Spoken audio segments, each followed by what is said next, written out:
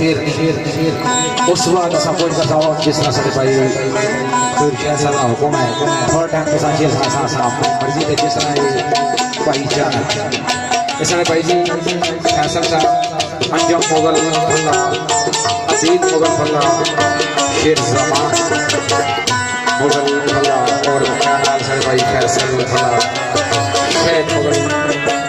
फल्ला और मुदस्सर फल्ला तो दूसरी तरफ से भाई अंजम मुगल साहब मुगल करो फल्ला इन्होंने मैंने जरा खेल का नाम उस वाला सामने करने के सामने खेल सरकार आ रहा है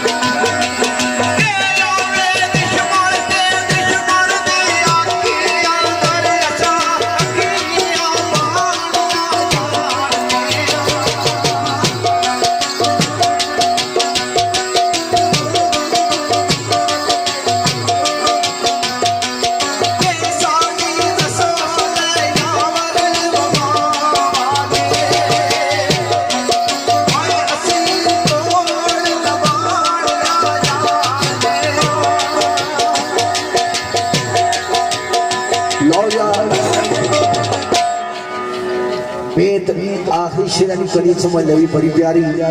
तो साड़ी नस्ल है यावर वफा वाली है सब तो नबा होना जानते हैं इसमें कोई शक नहीं जी चौधरी वासिफ साहब दीवाना प्यार चलो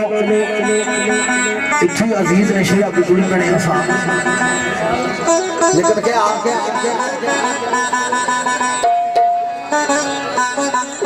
कि सब तो बड़ी आबादत सदीक साइया विछड़े मेल के टुटे जोड़े आगा लेकिन क्या असा कोशिश की तकिया ताड़ा मेरे खिड़े होश दादो तुसा अपने समझ लो मेरे खिड़े हो चमन रब जाने नजर किस बद नजर दिखा गई है नीले दिबलो आंधियां आ पईया बिजली को हरियां जला गई है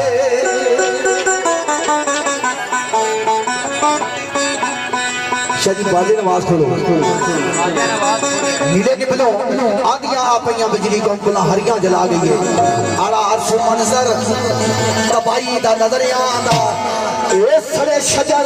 सवागे दा ढेर लगदे ए मेरे जख्मा ते जीवन सड़काण वास्ते बुलबुल मेरे जख्मा ते जीवन सड़काण वास्ते बुलबुल पिटदी आ गई है लेकिन क्या कीता आना चौधरी शाह जी पत्थर दिल